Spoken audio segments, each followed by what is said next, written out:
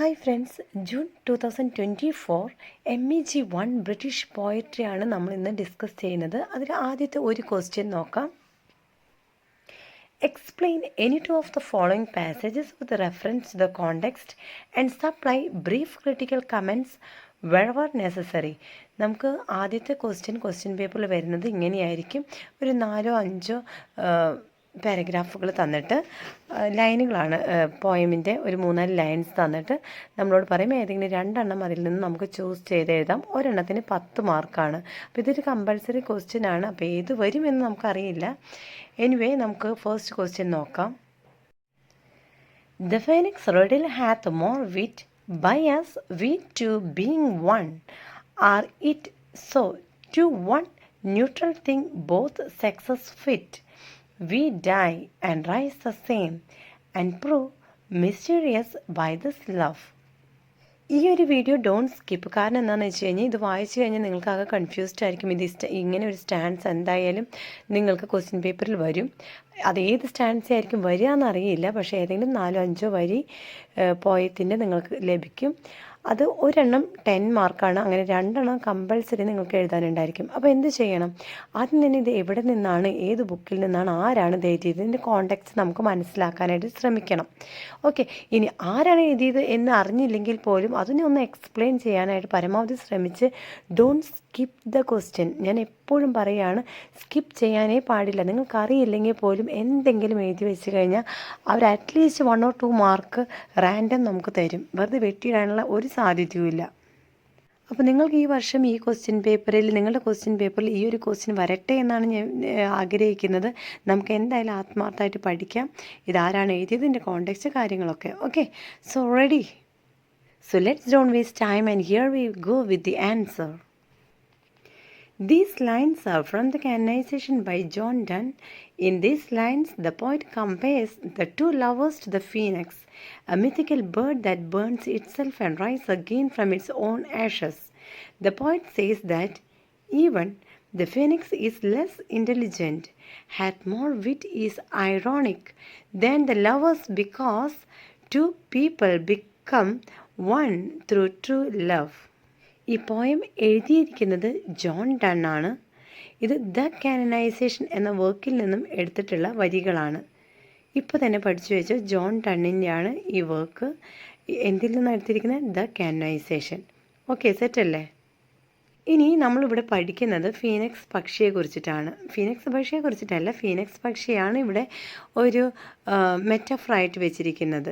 Okay, അപ്പോൾ നമുക്ക് compare ചെയ്യാനായിട്ട് 2 ലവേഴ്സിനെ ഫീനിക്സ് പക്ഷിയുമായിട്ടാണ് കമ്പയർ ചെയ്യുന്നത്.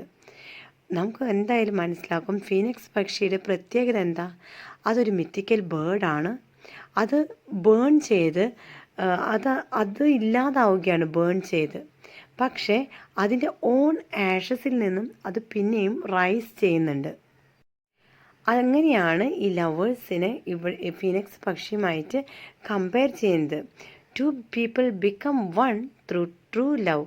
ഈ ഫീനിക്സ് പക്ഷിയുടെ ഒരു ട്രൂ ലവ് ആണ് അവിടെ കാണിക്കുന്നത്.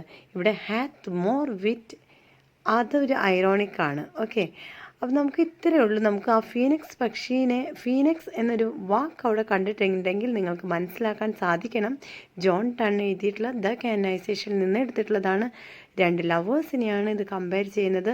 ഫീനിക്സ് പക്ഷിയുടെ പ്രത്യേകത അത് സ്വന്തമായി ബേൺ ചെയ്ത് അതിൻ്റെ ആഷസിൽ നിന്നും അത് ഉയർത്തെഴുന്നേൽക്കും. ഓക്കെ, അപ്പോൾ ഇവിടെ ട്രൂ ലവ് ആണ് ബേസ് ചെയ്തിട്ടുള്ളത്. ഇത്രയും മനസ്സിലായില്ലേ? The lovers unite as one neutral being, symbolizing that the differences between man and woman disappear in perfect love. They die and rise the same, meaning that they sacrifice their individual identities and are spiritually reborn as one. Their love is therefore mysterious, eternal, and miraculous, just like the phoenix rebirth. ഇത് പഠിക്കാൻ തന്നെ എന്ത് interest ആലേ.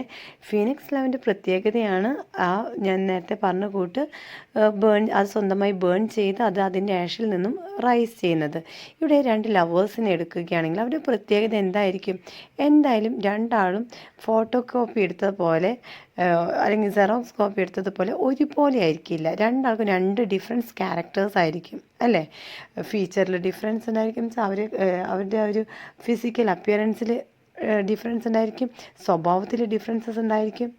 പക്ഷേ അതുപോലെ അവർ വളർന്നു വന്ന സാഹചര്യങ്ങളിൽ അവരുടെ ഫാമിലി, അവരുടെ സൊസൈറ്റി മൊത്തത്തിൽ ഡിഫറൻസസ് ഉണ്ടായിരിക്കാൻ സാധ്യതയുണ്ട്.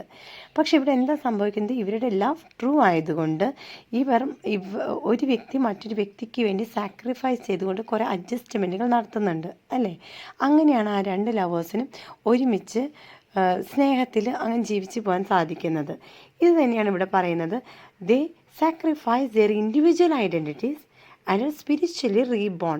ഇവിടെ സ്പിരിച്വലി റീബോൺ എന്ന് പറയുന്നത് വിട്ടുകൊടുക്കാൻ തയ്യാറാകുക, മറ്റൊരാൾക്ക് വേണ്ടി സാക്രിഫൈസ് ചെയ്യുക. ഓക്കെ, ഇതൊക്കെയാണ്. അപ്പോൾ ഇവിടെ ഫീനിക്സ് ബേർഡുമായിട്ട് ഇവിടെ കമ്പയർ ചെയ്യുമ്പോൾ ലവ് എന്താകുന്നുണ്ട്? മിസ്റ്റീരിയസ് ആകുന്നുണ്ട്. അതുപോലെ ഇറ്റേണൽ, മിറാക്കുലസ് ഇതൊക്കെ ആകുന്നുണ്ട്. എങ്ങനെ? ഫീനിക്സിൻ്റെ റീബേർത്ത് പോലെ. ഓക്കെ, എക്സാമിന് നിങ്ങൾക്കിത് പഠിക്കാൻ വേണ്ടിയിട്ട് ഞാൻ കുറച്ച് പോയിൻറ്റ്സ് എഴുതി വെച്ചിട്ടുണ്ട്. ആ പോയം 2ഉം 3ഉം തവണ വായിക്കുക. പോയം ഏതാണ്? ദ കാനൈസേഷനാണ്. പോയിറ്റ് ജോൺ ഡൺ ആണ്. സിമ്പിളായിട്ട് ഇവിടെ ലഭിക്കുന്നത് ഫീനിക്സിനെയാണ്. ഫീനിക്സിൻ്റെ പ്രത്യേകതകളാണ് ഇമ്മോർട്ടാലിറ്റി, ഡെത്ത് ആൻഡ് റീബേർത്ത്. അതിൻ്റെ അർത്ഥം എന്താ? True lovers becomes one soul transcending physical differences. ഇവിടെ തീമായിട്ട് വരുന്നത് spiritual love, unity, immortality and the mysterious power of love. ഈ വീഡിയോ ഇഷ്ടപ്പെട്ടെങ്കിൽ സബ്സ്ക്രൈബ് ചെയ്യണം. ഇനിയും ഇങ്ങനത്തെ വീഡിയോസ് ലഭിക്കണമെങ്കിൽ comment below. Okay, so thank you for watching the video. We'll meet you with the next video. By then, take care and goodbye.